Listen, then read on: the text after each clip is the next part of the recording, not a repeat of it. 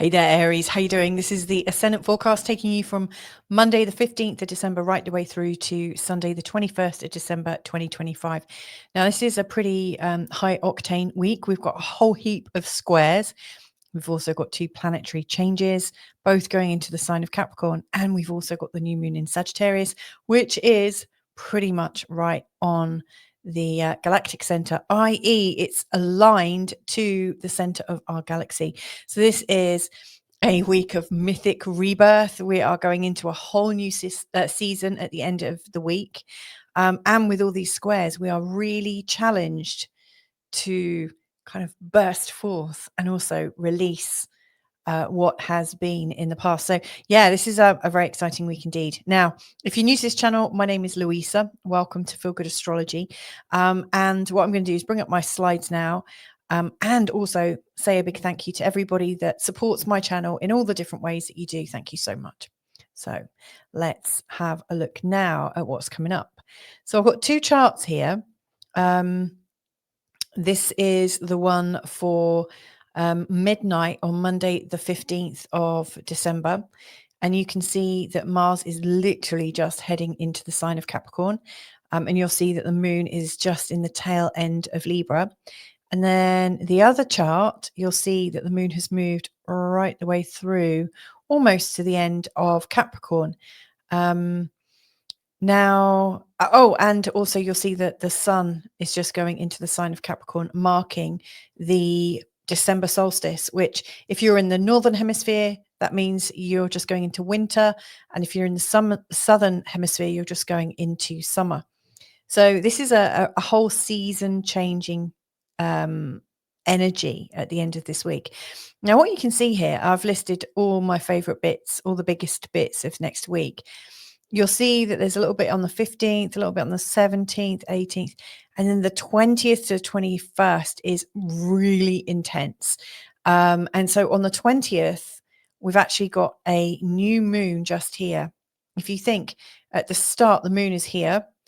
By Saturday, the 20th, the moon and the sun are together at 28 degrees in the sign of Sagittarius in a conjunction with the Galactic Centre. That's what the GC stands for.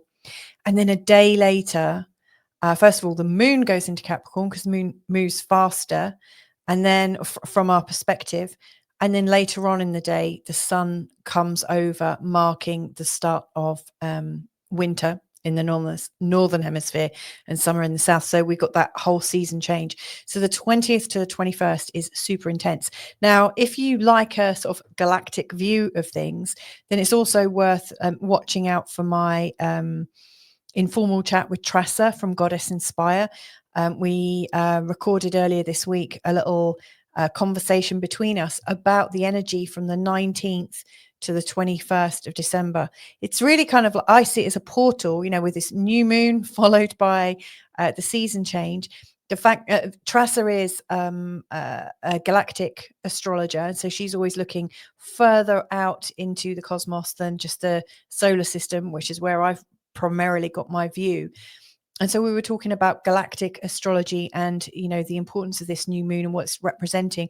And she's also talking about 3i Atlas, and also where this new moon is in your chart. So if you're interested in that, check that out. But yeah, this is a very, very potent time. One thing I haven't put on here as well, and I don't always put extra details in, but Lilith is also changing signs. If you follow Lilith on the 20th, on the day of the full moon, Lilith is also going into the sign of Sagittarius, 0 Sagittarius. And so things are absolutely unlocking. Anyway, if you are new to looking at birth charts, you might not necessarily recognize this model. So I'm using a whole sign Western tropical model to give you this forecast. And what that means is I've put one sign in each of these segments. These are known as houses, from the first house right the way through to the 12th house. Now, when you look at your birth chart, you see the symbol for Aries, which is here where my mouse is, and also the symbol for Taurus, then to me, that's an indication that you're maybe looking at your chart from a Placidus perspective or a different charting perspective. But if you see Taurus in here as well, in this first section, then it's also important to listen to the Taurus forecast. There'll be a lot there for you. Anyway, So we're starting off this week, the moon going into the sign of Scorpio and Mars going into Capricorn. Now, Mars going into Capricorn is great because he's just been in the sign of Sagittarius. Sagittarius is the place where Mars is building his dreams, especially in this ninth house area that, currently you've got so many planets in.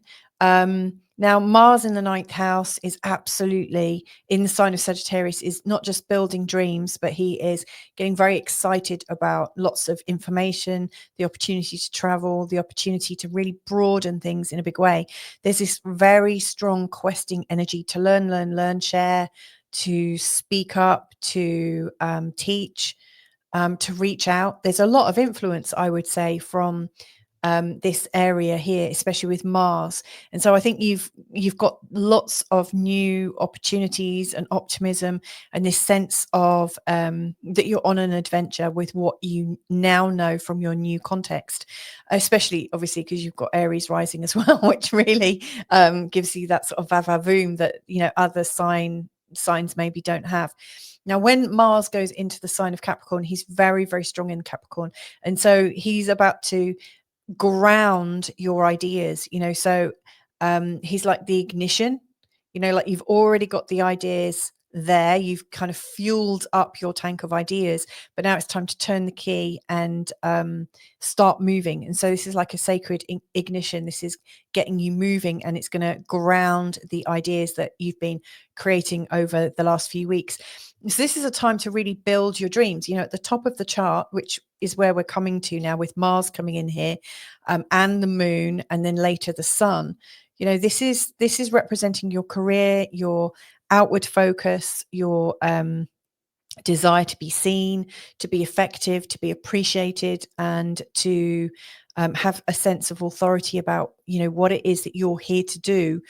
You step into your authority quite naturally, and so I think this is a very, very strong time.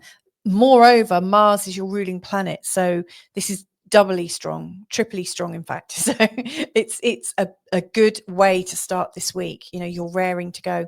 Now on the 17th, the sun makes a square to Saturn. In honesty, the sun and Mars have been in a square to Saturn and Neptune since last week, but this is exact on the 17th. And you might find the weight of responsibility a little bit heavy, especially if you've maybe overpromised on some of your ideas, especially with what you've been learning. Most likely you are raring to go and wanting to express yourself. You're wanting to be really honest with people, especially, with the sun in Sagittarius in the ninth house. Absolutely, you're wanting to be honest. However, it feels quite heavy.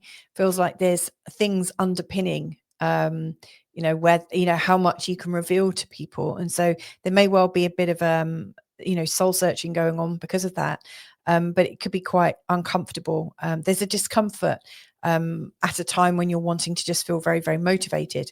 Now, later on that day, the moon is actually going into the sign of Sagittarius. This is on Wednesday, the 17th. And when the moon comes into Sagittarius, even though there's this sense of responsibility and wanting to move forwards, even though you might feel a bit thwarted, that moon coming into Sagittarius is really helping you get moving. So your discomfort becomes your motivation, which I think is quite exciting.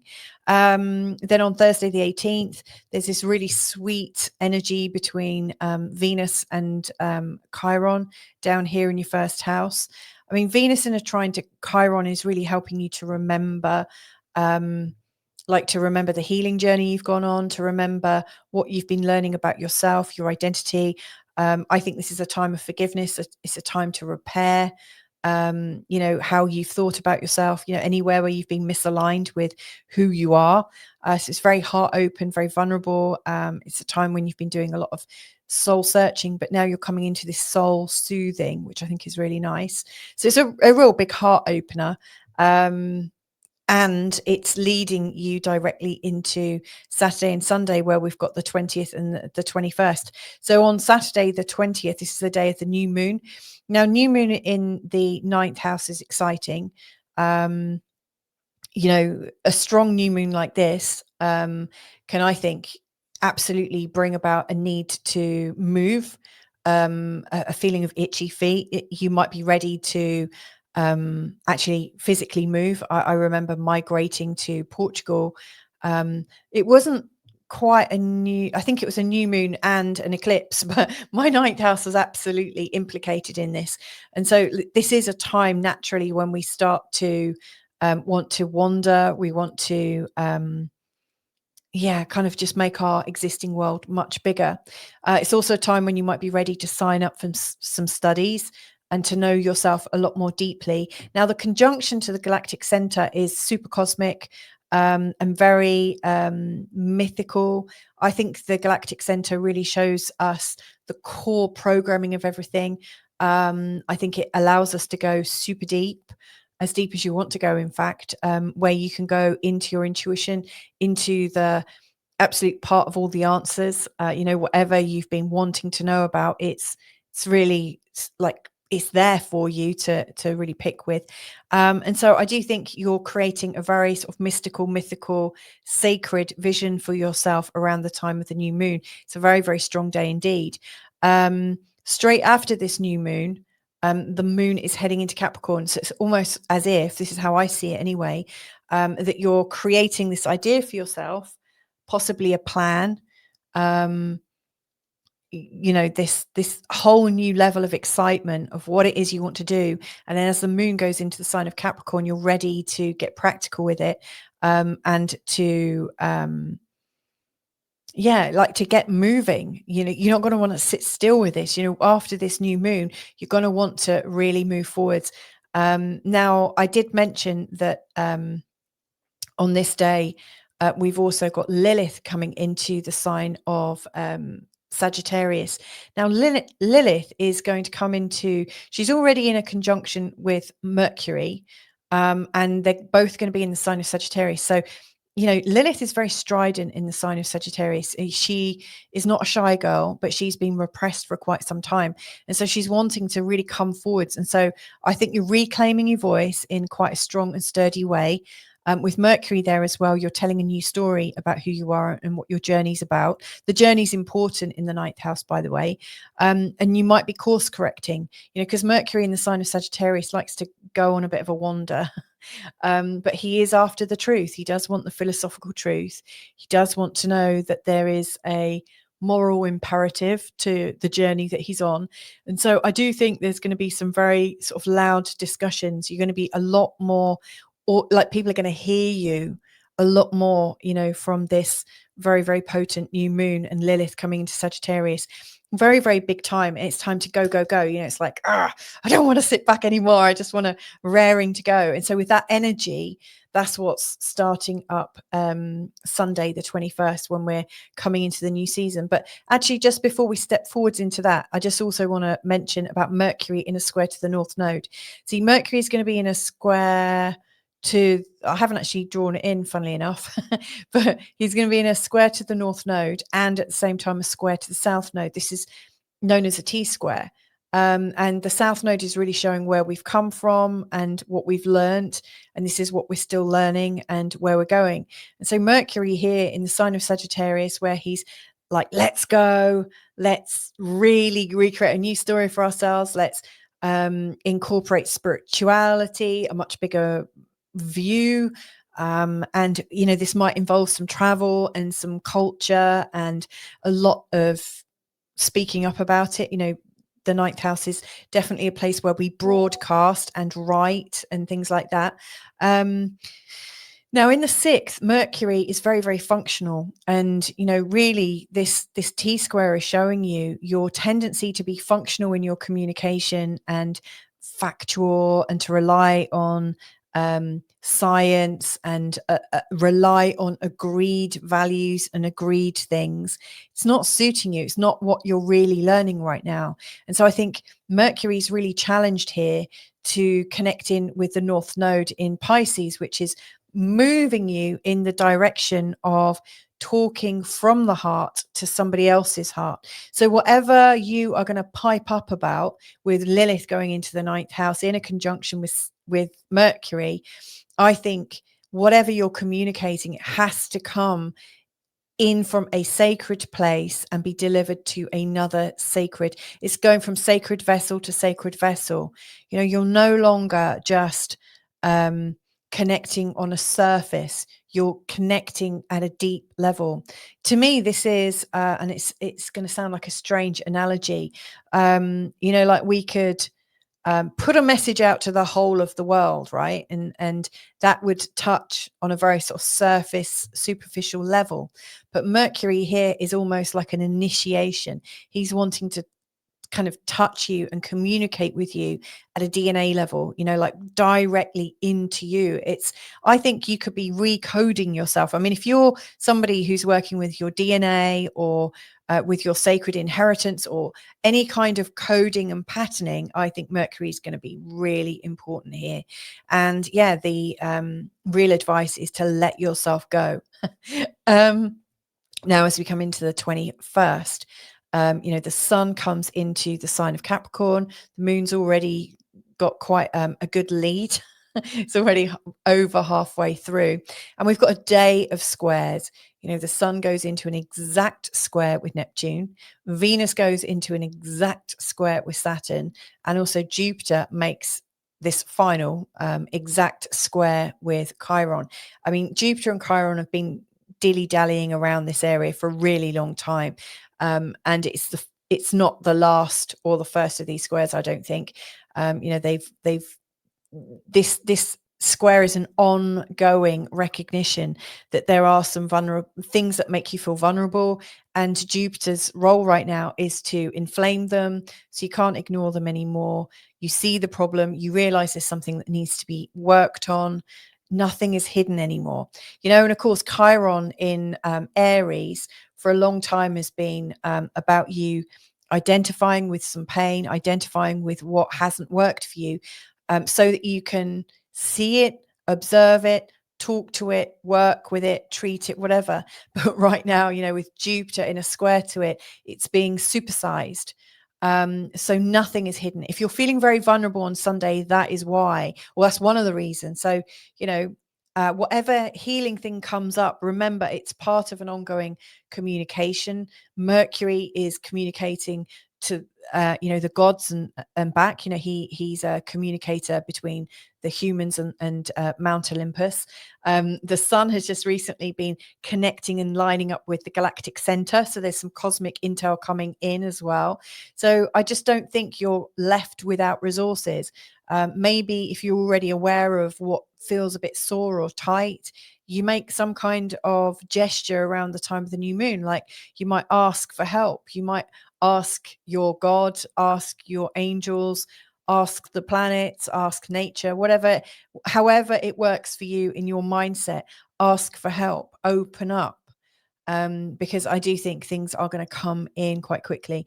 The sun in a square to Neptune is really showing everything to do with your identity that no longer serves you is getting ready to dissolve. Anywhere you're holding on to these things, it will feel uncomfortable. That's your cue that it's time to dissolve that. Venus in a square to Saturn is very difficult. It's not easy. Thankfully, it'll be over quite quickly. But you might feel also a little bit discommunicated. You might feel a little... you might just feel a little strange around your loved ones. It's not to say there's anything wrong with them or you. It's just you might be a bit tired. You might just need a little bit of time to yourself. I mean, this is also a time, where like your feelings of responsibility and love are very, very strong. So ultimately, I just think the 21st is a huge, huge day. It's kind of like a karmic composting that's going on. All of the old moments are shifting. There's holy moments coming in. I don't think you can rest on your laurels anymore. I think anywhere where you're making excuses, you can't hide from them anymore. So to me, this is a really, really big week ahead. And from start to finish, you'll be changed at the end of it. And of course, that's going to lead on to, the following week. And thankfully, I can tell you ahead of time that it's a little quieter. But anyway, hope that's been helpful to you. Now, I've got a new offer. And that is, if you want to go deeper with these forecasts and actually look at each of these days, Monday through Friday, with the moon openings and stuff like that, I'm now doing this all for free on my community. There's also love forecasts for each sign of the zodiac and career, money, and ambition forecasts every week for each sign of the zodiac as well. And if you would like that deeper look at all of this, but just a little bit more deep and a little bit more specific, then go to www.skool.com. That's skool.com/feelgoodastrology. And it's free. It's completely open for you to just click and join and listen into my extra forecast. So anyway, have a beautiful time. Have a wonderful solstice and new moon. And I'll catch up with you real soon. Lots of love. Bye for now.